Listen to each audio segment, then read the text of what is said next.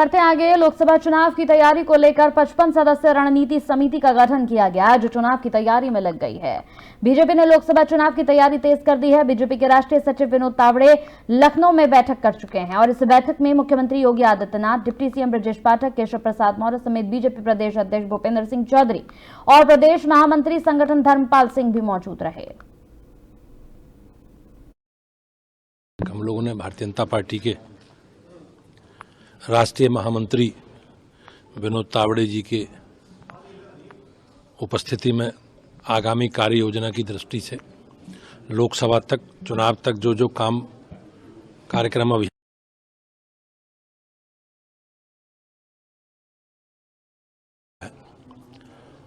और भारतीय जनता पार्टी अब लगातार अपने कार्यक्रम और अभियानों के माध्यम से हम अपनी बात समाज में नीचे तक पहुंचाने का पूरा। वाराणसी में श्री राम लला के प्राण प्रतिष्ठा को लेकर दीपोत्सव की तैयारी जोरों पर है। बताते चले कि बीजेपी ने घर घर जाकर दीपोत्सव के लिए दीप बांटे। वाराणसी के प्रभारी और एमएलसी अरुण पाठक ने मलिन बस्ती में दीपक बांटे हैं। 22 जनवरी को दीपोत्सव मनाए जाने की अपील की है। काशी में प्राण प्रतिष्ठा की शाम भव्य दीपोत्सव मनाया जाना है।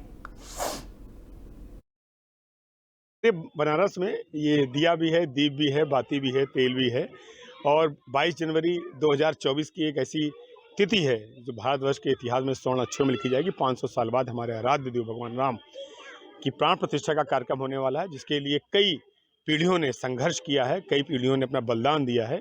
आज हमारे संस्कार, हमारी संस्कृति, हमारे आराध्य देव भगवान राम के इस प्राण प्रतिष्ठा का कार्यक्रम वाराणसी के साथ साथ पूरे विश्व में लोग उल्लास के साथ मना रहे हैं और मैं हम सब लोग उनको आमंत्रित करने के लिए कि 22 जनवरी का कार्यक्रम भी मनाएंगे।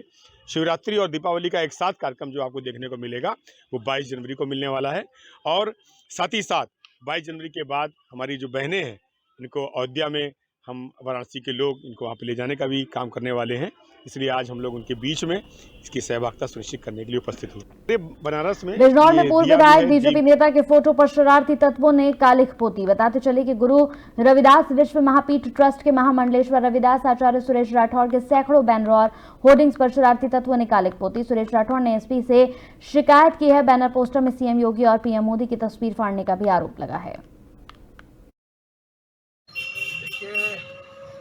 भगवान राम के मंदिर के निर्माण का कार्य चल रहा है, उसको लेके मैंने अपने क्षेत्र में, लोकसभा क्षेत्र में कुछ होल्डिंग्स लगाए थे जो हजारों की संख्या में, और लगभग 100 से अधिक होल्डिंग के ऊपर मेरे चित्र पे जो मेरा फोटो लगा है उसके ऊपर उन्होंने छेड़छाड़ की है, काला रंग लगा के इस तरह का कृत्य किया है। कहीं कहीं माननीय मोदी और योगी जी उनके चित्रों को फाड़ना पड़ा, अशोभनीय निंदनीय कार्य। विधायक जी, आपको क्या लग रहा है, किस ऊपर शक है? अब देखो, मैंने कुछ कह नहीं सकता, पुलिस का काम है, लेकिन मैंने कल पूरा जाके देखा है, बहुत सारी जगह पर कैमरे लगे हैं जी। जैसे सहसपुर है, सहसपुर को तो अपने चौकी है उसके सामने लगे हैं। सहसपुर में स्टेट बैंक के सामने कालक पोती गई हुआ है। सुवारा थाने के ठीक सामने होल्डिंग पे लगाया गया, वहाँ कैमरे लगे हैं, नगर पालिका कैमरा भी लगा, थाने का कैमरा लगा। और नगीना में भी उनको देखा गया 11:53 पे कोई मीडिया आई है गाड़ी, उससे 2 बच्चे निकले और दोनों ने अपना डंडा निकाला और काला पोत दिया, 2 मिनट में वहाँ से चले गए।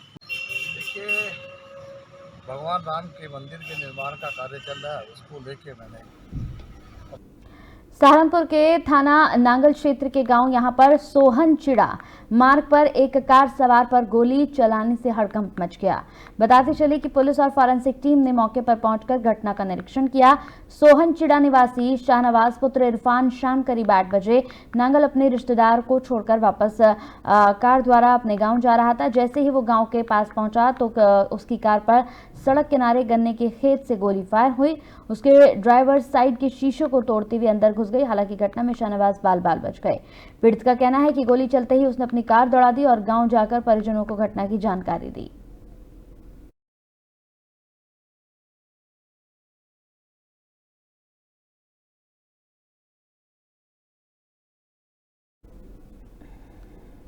पर्यावरण को संतुलित बनाए रखने के लिए पेड़ पौधे बेहद जरूरी हैं। ये तो लगभग सभी जानते हैं, मगर फिर भी जगह जगह हरे भरे पेड़ों को काटने का सिलसिला लगातार जारी है। भविष्य की चिंता करते हुए उत्तर प्रदेश के जनपद रामपुर के एसडीएम सदर जगमोहन गुप्ता के पर्यावरण प्रेम की एक शर्त में यहाँ पर आपको बता दें कि उनकी शर्त के कायल डीएफओ राजीव कुमार भी हो गए हैं।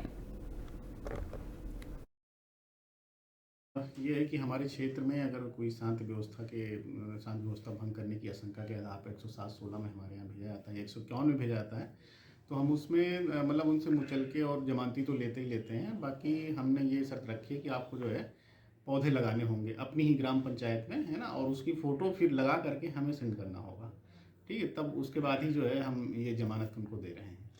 तो कितने टाइम से मुहिम चल रही है और कहाँ तक अंजाम तक पहुँची है? ये हम जुलाई से शुरू किया था। मैंने जुलाई से मैं यहाँ पे आया था जब एसडीएम सब डिवीज़न के रूप में, तो यहाँ पे तब से ये चल रही कंटिन्यूस 4 महीने हो गए हमारे इस मुहिम को।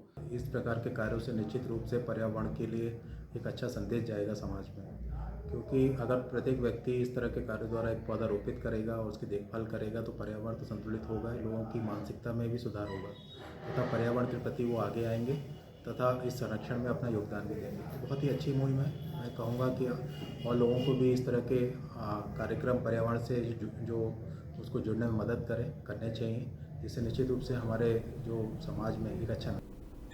चलिए इसी के साथ उत्तर प्रदेश के बुलेटिन में मेरे साथ इतना ही। नमस्कार।